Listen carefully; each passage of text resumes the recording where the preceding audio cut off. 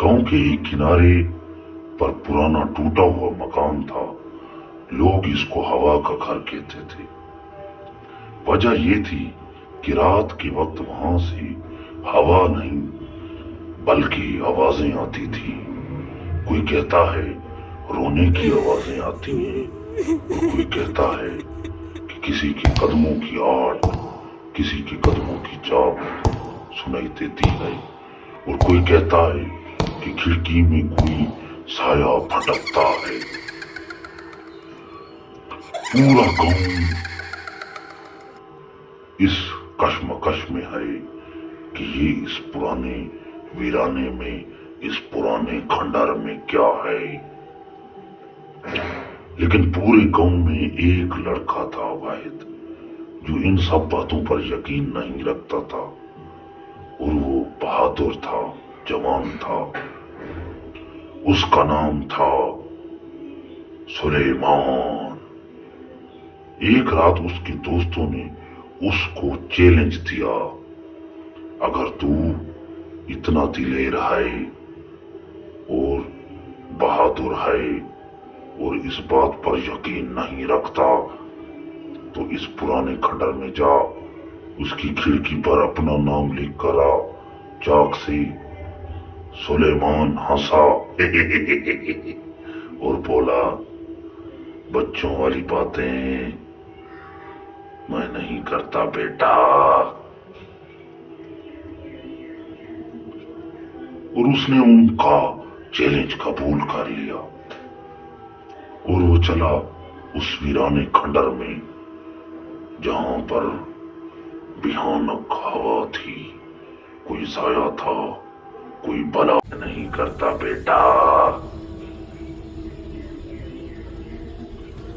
और उसने उनका चैलेंज कबूल कर लिया और वो चला उस वीराने खंडर में जहां पर भयानक हवा थी, कोई साया था, कोई बला थी। सुलेमान बेखबर होकर उस खंडर में चला गया और वहां जाकर खिड़की के ऊपर सुलेमान ने अपना नाम लिखा, SALMAN।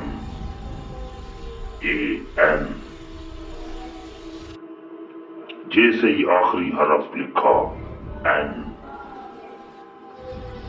खिड़की के अंदर से एक हाथ आगे आया और सुलेमान की कलाई को पकड़ लिया उसने मजबूती के साथ। सुलेमान की सांस उधर ही रुक गई, वो उधर ही होश हवास खो बैठा और डर गया। डर के मारे कांपने लगा, थर थर थर थर थर थर थर थर ऐसे ही कांपने लगा। उसने जोर लगाया अपना बाजू छुड़ाने के लिए, लेकिन उसका बाजू नहीं छूट पाया। फिर उसने मजीद चीखना चिल्लाना शुरू कर दिया और जोर लगाकर भाग गया, बाजू छुड़ाकर भाग गया। वो गांव पहुंच गया। उसके दोस्त उसकी हालत देखकर डर गए, वो कुछ बोल नहीं रहा था। 2 दिन बाद जब लोगों ने हिम्मत करके इस दीवार को देखा, उस वीराने खंडर में जाकर देखा, तो वहां क्या देखते हैं, उसकी खिड़की पर सुलेमान का नाम लिखा होता है। वो देखकर ये दंग रह जाते हैं, हैरान रह जाते हैं। वो भी उसी चाक से जो उसके दोस्तों ने सुलेमान को दिया था। लेकिन एक और बात, उस सुलेमान के नाम के नीचे एक और लाइन लिखी हुई थी, बहुत ही खौफनाक और खतरनाक। वो लाइन ये थी, वो लफ्ज ये थे, तुम वापस क्यों भाग गए, अंदर तो अभी बात बाकी है।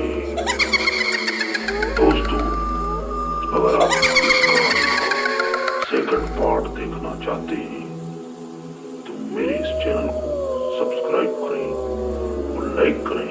इंशाल्लाह जल्द मैं इस हॉरर स्टोरी का اپلوڈ کر دوں گا۔ اللہ حافظ۔